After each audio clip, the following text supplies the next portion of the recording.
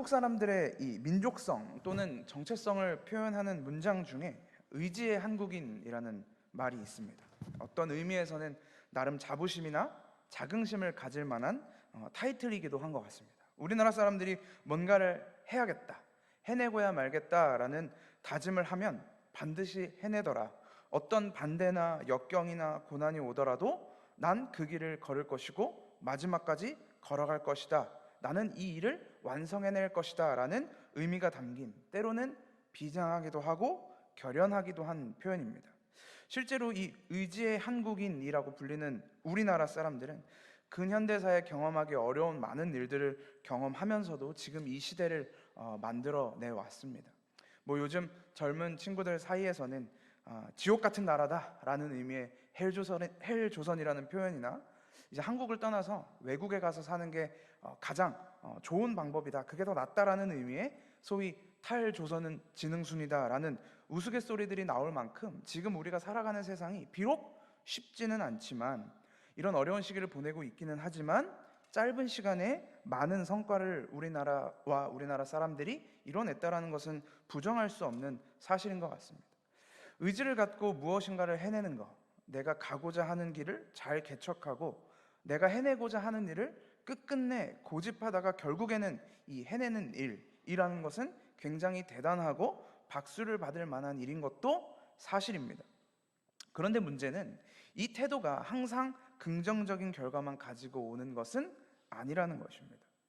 저는 개인적으로 어렸을 때부터 도대체 너는 누구를 닮아서 그렇게 고집이 세냐라는 이야기를 어머니로부터 많이 들어온 사람으로서 저 스스로를 변호하기 위한 것인지는 모르지만 고집이 세다는 것 자체를 그렇게 나쁘게 생각하지는 않습니다.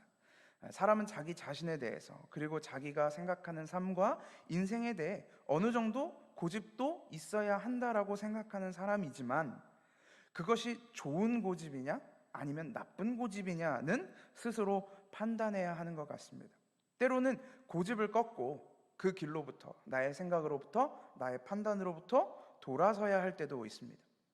내가 의지를 가지고 진행하고 있는 일들에 대해서 성과가 보이지 않고 내가 지금 가는 길이 맞나? 이게 옳은 길인가? 의심이 들더라도 쭉 밀고 가야 하는 순간도 있지만, 길도 보이지 않고 답도 보이지 않을 때 내 생각이 틀렸구나, 내가 지금 말도 안 되는 고집을 부리고 있는 것이구나 라는 판단이 들면 곧바로 거기서 돌아서야 할 용기도 필요합니다. 문제는 기준입니다. 어떤 것이 좋은 고집이고 어떤 것이 나쁜 고집인가? 내가 어떤 기준을 가지고 나의 생각과 나의 계획이 옳았는가 아니면 옳지 않았는가를 판단해야 한다는 것이죠. 세상은 종종 이 판단을 결과를 통해 할 때가 많이 있습니다. 뭔가 누군가가 고집을 부렸고 누군가가 의지를 가지고 뭔가를 해내려고 할 때 결과적으로 그것이 성공했다면, 무언가를 이루어냈다면 그것은 의지의 한국인, 만약에 아무런 성과도 내지 못하고 결국 도태됐다면 그것은 똥꼬집을 부린 것으로 치부되기도 합니다. 예를 드는 것입니다. 제가 현재 100m를 15초에 뛴다고 가정을 한번 해보겠습니다. 그 정도로 못 뜁니다. 가정을 해볼게요.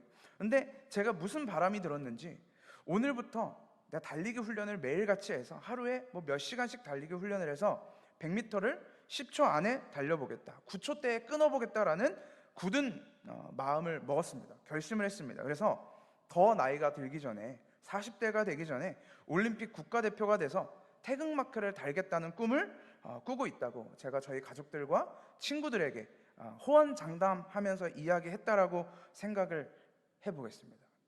누가 그 꿈을 기뻐하면서 응원해 줄까요? 너도 참 꿈을 야무지게 꾸는구나, 그래 내가 널 응원하고 내가 널 지지할게 라고 말할 사람이 과연 저희 가족들과 저의 진짜 친한 친구들 중에 있을까요? 아마 말 같지도 않은 소리 하지 말라고 할 것입니다. 그럼에도 불구하고 제가 이 의지를 가지고, 이 결단을 가지고 죽기 직전까지 열심히 했고, 그래서 결과적으로 있을 수 없는 일이지만 국가대표를 했고 거기에 태극마크를 달았다면 온갖 매스컴에서 저에게 인간 승리다, 의지의 한국인이다, 자신의 모든 것을 포기하면서까지 늦은 나이임에도 불구하고 이 꿈을 꾸면서 이렇게 달려왔더니 결국에는 이 꿈을 이루어냈다라며 아마 인간 승리의 아이콘이 될지도 모릅니다. 그런데 제 결단과는 다르게, 제가 정말 열심히 했지만 제 의지와는 다르게 아무것도 이루지 못했다면, 태극마크는커녕 지역 대표조차 되지 못했다면, 제 주변 사람들은 저를 향하여 너 그럴 줄 알았다, 너 객기 부릴 때부터 알아봤다라며 비난할 것입니다. 용기와 객기를 나누는 것, 고집과 의지를 구분하는 것, 세상에서는 이걸 결과로만 구분할 때가 많이 있습니다. 결과가 좋았다면 그것은 용기였고 의지였고, 결과가 나빴다면 객기와 고집으로 치부해버리는 것이죠. 창세기 3장에 등장하는 선악과 사건 이후에 우리 모든 사람은 스스로 선악을 판단하기 시작했습니다. 이것은 선한 거야, 저것은 악한 거야 라는 것을 자기만의 기준을 가지고 재단하기 시작했다는 것이죠. 우리가 서로 간에 이 사회나 세상을 바라보면서 판단하는 것에서 그치지 않고 더 나아가서는 하나님까지도 재단하기 시작했습니다. 본인들이 하나님을 선택할지, 바알과 아세라를 선택할지, 몰렉을 선택할지, 본인들의 유익을 쫓아, 본인들의 필요를 쫓아, 자신들의 가치를 쫓아 살아가기만 했습니다. 하나님을 믿는다고 말하는, 나는 구원받은 사람이야 라고 말하는 그 유대인들 안에서도, 이스라엘 백성들도 이것에서부터 자유할 수가 없었습니다. 예수님이 살아계셨을 때 성경이 말하는 율법의 완성이시자 율법 그 자체이신 그리스도가 그들의 눈 앞에 있었습니다. 그들 앞에 밝히 보이는 존재로 나타났습니다. 그럼에도 불구하고 그들은 자신들이 정해놓은 율법과 규례를 가지고, 그 굴레를 가지고 예수를 판단했다는 것입니다. 하나님의 아들이신 예수 그리스도가 다가와서 이것을 선하다라고 이야기하는데 그들은 악하다고 이야기했습니다. 그들은 예수님을 향하여 이런 것은 먹으면 안 됩니다, 저런 걸 먹어야 합니다, 안식일에는 이런 행동을 해서는 안 되고 이런 행동은 해야 합니다 라고 스스로 규정하고 판단했습니다. 그들은 하나님의 계명에서 벗어나 자신들이 정해놓은 계명 안에서 살고, 그렇게 사는 사람들, 자기들이 정해놓은 규례와 율법 안에 사는 사람들을 선한 사람들이라고 스스로 치부하면서 살아왔다라는 것입니다. 예수가 다가와서 너희들의 율법은 잘못되었다라고 이야기해도 그들의 눈은 가리워져서 이건 옳은 겁니다, 이게 맞는 겁니다, 우리가 잘하고 있는 겁니다 라며 고집을 부리며 살아왔습니다. 그 유대인들의 고집, 바리새인과 서기관들과 대제사장들의 고집과 그 교만한 자기 판단, 그것은 예수 그리스도의 십자가 죽으심 이후에 어떤 면에서 오늘 예수의 제자였던 베드로에게도 그대로 보여지고 있는 것입니다. 오늘 저희가 함께 읽은 사도행전 본문을 한번 둘러볼까요? 물론 이 10장 1절에서부터 6절까지 이 천사가 고넬료를 찾아와 나눈 대화 내용을 베드로는 몰랐을 것입니다. 베드로는 이 이야기를 알지 못했겠지만 이 앞부분의 내용을 보면 하나님은 이미 고넬료를 알고 계셨고 그를 만나 주셨고 그에게 자신을 나타내셨습니다. 로마 군대의 백부장이었던 고넬료가 어떻게 유대교로 개종을 했는지 그 배경과 의미는 우리가 알 수 없지만 오늘 본문에 그가 오후 3시에 기도하고 있었다라는 것을 살펴보면 이 고넬료는 꽤나 유대교의 진심이었던 것 같습니다. 유대교에 꽤나 열심을 가졌던 사람인 것 같죠. 사도행전 3장에서 베드로와 요한이 때가 되어 오후 3시에 기도하러 성전에 올라갔던 것처럼 오늘 이 고넬료도 유대인들이 정해놓았던 그 기도 시간에 시간을 정해놓고 기도하고 있었던 것 같습니다.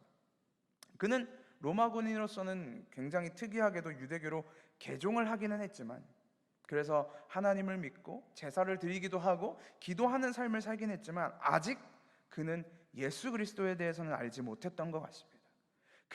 그가 기도하고 있을 때 천사가 나타나서 예수에 대한 이야기를, 진짜 복음이 무엇인지를 들을 수 있도록 요빠에 베드로라는 사람이 있다, 그를 초청하여 그의 이야기를 들으라 라고 하면서 환상이 나타나는 장면이 보여지죠.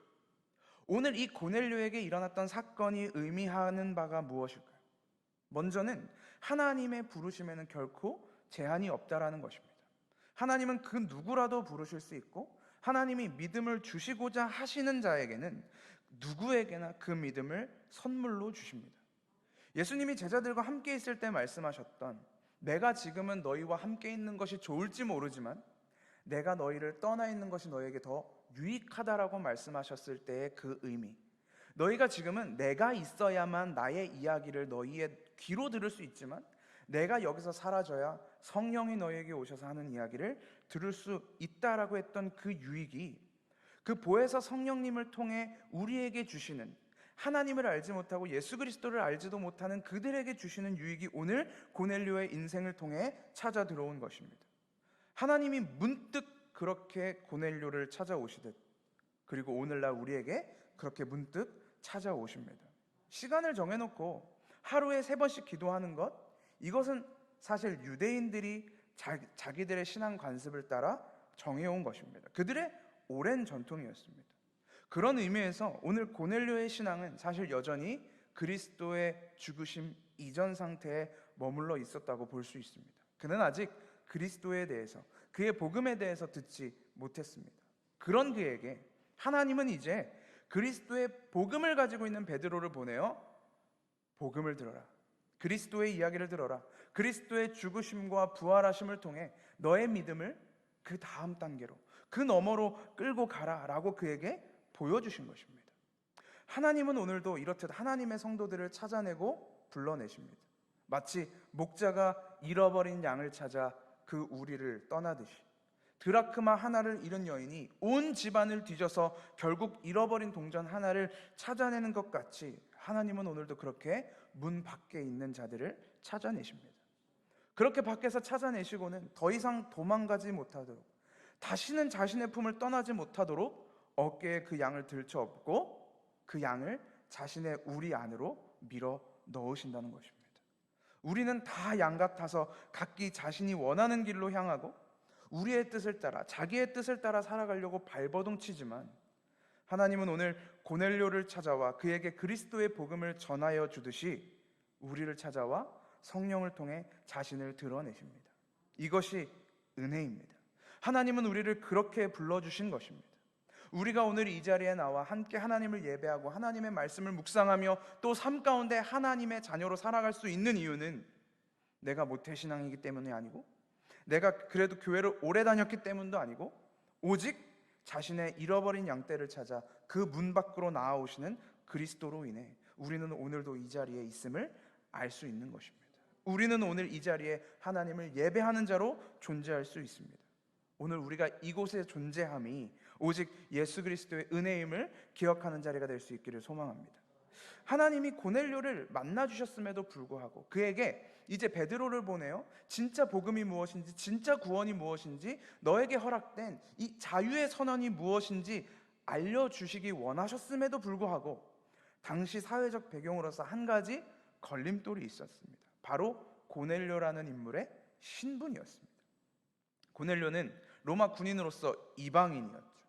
그리고 당시 유대 문화에 있어서 이방인들은 배척받는 존재들이었습니다. 최소한 구원에 있어서, 복음에 있어서, 율법에 있어서 그들이 배척받는 것은 어쩌면 당연한 일이었습니다.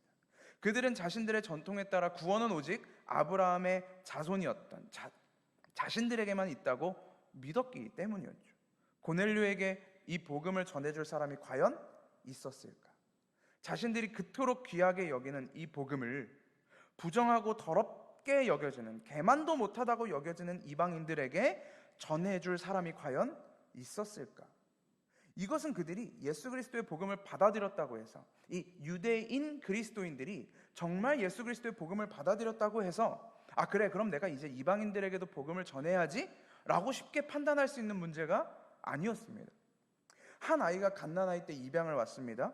그 아이는 갓난아이 때 입양을 왔기 때문에 자기를 입양해준 부모님 아래에서 무럭무럭 자랐습니다. 10대를 지나고 20대를 지내고 그리고 30대가 되어서 이제 결혼할 정도의 장성한 나이가 되자 부모님이 갑자기 이 아이를 데려다 놓고 앉혀놓고 충격적인 이야기를 꺼냈습니다. 너는 사실 친자식이 아니란다. 우리가 너를 갓난아이 때 입양했단다 라고 이 아이에게 말해준다면 이 아이가 받을 충격이 얼마나 크겠습니까? 30년이라는 기간 동안 친부모라고 생각하며 자라왔던 그 세월이, 그 부모님과 함께 지냈던 추억들이 감당하지 못할 충격으로 다가왔을 것입니다. 그리고 본인도 그런 기록들, 그런 이력들을 다 살펴보면서 아, 내가 진짜 입양된 게 맞구나라는 것을 확인했습니다. 확인했음에도 불구하고 그 사실을 받아들이는 게 힘들지 않았을까요? 그가 살아온 세월 자체가 무너져 내리는 것 같아서, 이 부모와 함께 지내왔던 세월이 무너져 내리는 것 같아서 머리로는 알지만 그 마음으로까지 인정하고 싶지 않지 않았을까요? 인정할 수 없지 않았을까요? 그런데 당시 유대인들은 어떻습니까? 고작 30년이 아니라 1000년이라는 시간이 넘는 동안 그 가치관을 가지고 살아왔습니다. 아브라함의 자손들에게만 있었던 구원, 자신들만이 선민이라고 믿었던 선민의식, 이방인들은 부정하고 버림받은, 구원받지 못할 종족이라고 여겨왔던, 그렇게 믿어왔던 그들의 역사를 아무리 내가 복음을 들었다고 해도 쉽게 떨쳐버리지는 못했을 것입니다. 머리로는 알고 성령이 오신 후에, 성령을 받은 후에 그 수많은 이방 방언들로 하나님의 큰 일을 전하고 예수 그리스도의 복음을 전했을지라도, 그들이 그 경험을 했을지라도 그들은 여전히 자기 안에 있는 유대인적 사상에, 그 율법적 사상으로부터 자유하기는 어려웠을 것입니다. 그들 안에도 이 마음속에 수많은 씨름들이, 갈등들이 존재했을 것이라는 거죠. 우리도 어쩌면 율법 밖에 있는 존재들이기 때문에, 우리도 이들의 기준에서는 구원받지 못했을 이방인이기 때문에 이들의 행태나 이들의 아집이나 고집이 이해되지 못할 수도 있지만, 그들의 문화 속에서 생각해보면 어쩌면 그들은 여전히 갈등 중인 상태였을지도 모릅니다. 하나님은 이 유대인적 정통, 이 유대인들의 상황 속에서, 이 모든 상황 속에서 한 사람을 준비시키고 계셨는데, 그 사람이 바로 오늘 본문에 등장하는 베드로입니다. 오늘 저희가 함께 읽은 9절부터 보면 하나님은 고넬료가 보낸 종이 베드로에게 도착하기도 전에 이미 베드로를 준비시키고 계셨다는 것을 우리는 확인할 수 있었습니다. 하나님이 고넬료를 만나주시고, 물론 천사를 보내 만나게 해주시고, 고넬료가 자신의 종들을 요바로 보내서 이제 베드로를 초청하려고 요바로 보내서 가던 날, 그 다음 날 아직 그 종들은 베드로를 만나지 못했고, 베드로는 정오에, 오정이라고 하지만 정오에 12시에 이 옥상에 기도하기 위해서 올라갔다라고 이야기했습니다. 12시쯤 됐으니까 아마 이제 그도 슬슬 배가 고팠겠죠? 네, 줄인 배를 움켜쥐고, 배는 고프지만 어쨌든 정해진 시간에 기도해야 되기 때문에 옥상에 딱 올라갔습니다. 옥상에 올라가서 기도를 하고 있는데, 그런 적 있으시죠? 이 배고프면 사실 기도가 잘 안 됩니다. 이 기도 끝나고 뭘 먹을까 생각이 들기도 하고, 아직 배고플 때가 안 됐는데 내가 아침에 뭘 먹었지? 점심을 내가 너무 부실하게 먹었나? 이런 온갖 잡생각이 들다 보면 기도에 집중이 되지 않을 때가 있습니다. 내가 기도에 집중하기보다 기도 끝나고 뭘 먹어야 되나? 눈을 감고 기도하는데 하나님에 대한 생각은 떠오르지 않고 온갖 점심 메뉴들만 떠오르기 시작합니다. 아마 베드로도 그런 상황이었는지는 모르겠습니다. 근데 그가 배고픈 상태에서 하나님이 그에게 어떤 환상을 하나 보여주셨습니다. 그 환상은 지금까지 가지고 있던 이 베드로의 가치관과 그의 세계관, 복음을 바라보는 그의 세계관을 뒤집어 놓는 계기가 되는 것이죠. 배고픈 베드로의 앞에 환상으로 보자기 같은 그릇이 땅으로 이렇게 쭉 내려왔다고 합니다. 그 안에 어쨌든 배고팠으니까 뭐가 내려왔나 이렇게 쭉 봤겠죠. 그 안에 들어있는 것을 쭉 보니까 온갖 네발짐승들과 땅에 기어다니는 것들과 공중의 새들이 골고루 들어있었다라고 이야기합니다. 그러고는 음성이 들렸습니다. 먹어라. 베드로는 지금 배가 너무 고파서 뭘 좀 먹었으면 좋겠다 하고 있는데, 그래서 아마 바구니를 들여다봤겠죠. 뭐 먹을 게 있나 하고 딱 들여다봤는데 뭔가 메뉴가 마음에 들지 않습니다. 반찬 투정을 시작하는 것이죠. 하나라도 잡아서 먹으면 자기의 줄인 배를 채울 수도 있고, 이제 이 줄인 배를 채우고 기도와 말씀에, 복음에 더 집중할 수도 있었을 텐데 먹을 수가 없었던 것이었습니다. 차린 메뉴는 많은데 먹을 것이 없는 것입니다. 베드로가 거부합니다. 먹지 않겠다고 이야기합니다. 그 이유는 그 보자기 안에 들어있던 동물들이 다 속되고 부정한 동물들이었기 때문입니다. 레위기 11장에 보면 하나님께서 율법을 통해 먹을 수 있는 동물과 먹지 말아야 할 동물들을 구분해 놓으셨습니다.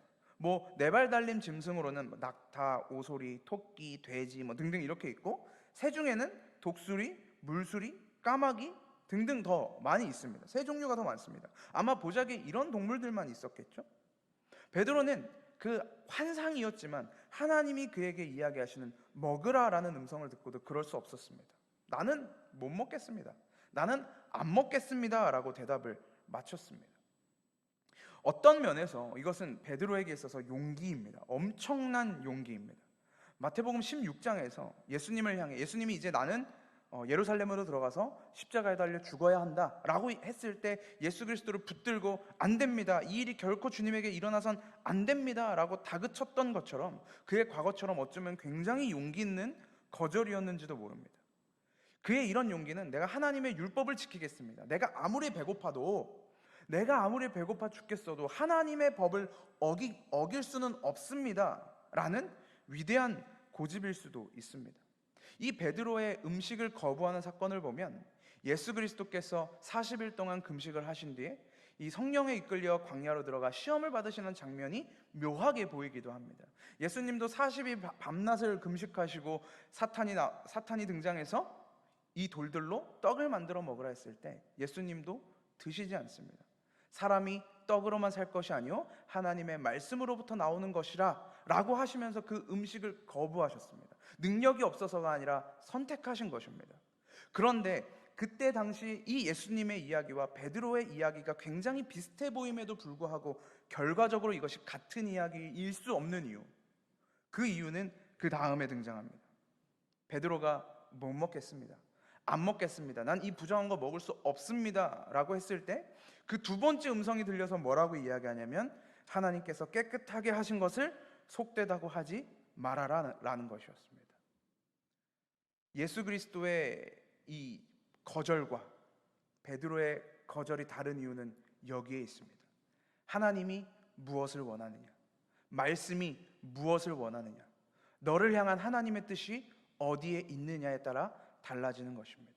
예수 그리스도는 사람이 떡으로만 사는 것이 아니요 하나님의 말씀으로 산다라는 그 하나님의 말씀, 하나님의 그 언약을 지키기 위해서 예수 그리스도는 그 떡을 바꾸기를 거절하셨고, 베드로는 오늘 하나님이 먹어라, 내가 깨끗하다고 한 걸 먹어도 된다라고 이야기했음에도 불구하고 자신의 기준과 자신의 판단 가치에 따라 먹기를 거절한 것입니다. 베드로 입장에서는 억울할 수도 있었을 것입니다. 자기가 기억하고 있는 율법의 내용, 지금까지 자기가 살아왔던 삶의 전통에서는 그걸 먹지 않는 것이 맞습니다. 베드로는 그 약속을 지키기 위한 것이었습니다. 하나님이 이제 그걸 먹으라고 한다면 베드로에게 있어서 하나님이 먹으라고 했다가 먹지 말라고 했다가 또 먹으라고 했다 하시는 것은 이율배반입니다. 자신의 이야기를 정면으로 반박하고 계시는 것입니다. 베드로는 오늘 그 딜레마에 빠져 있는 것입니다. 내가 이것을 먹어야 하나, 먹지 말아야 하나. 하나님은 이 환상을 베드로에게 총 3번 보여주셨고, 결과적으로 베드로는 이 3번의 환상 속에서도 결국 먹지 않았습니다. 어떤 의미에서 베드로는 고집을 부린 것입니다. 그리고 그 순간 그의 3번째 환상까지 모두 끝난 다음에 고넬료가 보낸 종들이 그 집에 도착했고, 하나님은 베드로에게 그들을 따라 고넬료의 집으로 가라고 이야기하십니다. 베드로는 예수님의 제자들 중에도 참 재미있고 독특한 캐릭터입니다. 순수하기도 하고 열정도 꽤 많습니다. 때로는 그 열심이 과하다고 느껴지기도 하지만 예수 그리스도를 향한 진심만큼은 굉장히 뛰어났던 사람인 것 같습니다. 예수님에게 다가오는 그 겟세마네 동산에서 예수님이 기도하시고 이제 잡혀가실 때 예수 그리스도를 체포하려고 하는 그 사람 말고의 길을 잘라낼 만큼, 칼을 들어 잘라낼 만큼 용기도 있고 강단도 있습니다. 그런데 그의 열정, 그의 용기, 그의 강단, 그의 마음, 그의 진심은, 그 모든 것은 하나님이 옳다고 하실 때에야 옳은 것입니다. 내가 아무리 배가 고파도 부정한 것을 먹지 않을 고집, 하나님이 먹으라고 해도 꿋꿋이 거절할 수 있는 용기는 그에게 있어서 결코 필요한 것이 아니었습니다. 하나님은 오늘 그 베드로의 고집을 꺾어 놓으시기 위해 고넬료의 종들을 베드로에게 보내신 것일지도 모릅니다. 하나님은 베드로에게 성령의 일하심을, 유대인뿐만 아니라 이제는 전 세계에 그리스도의 복음이 흘러가야 한다는 것을 보여주셨습니다. 그리고 베드로는 경험했죠. 저희가 읽지는 않았지만 20장 후반부에 고넬료의 집에 가서 그 복음을 전할 때, 예수의 이야기를 전할 때 고넬료의 집에 성령이 충만하게 임하는 것을 그는 보고 경험했습니다.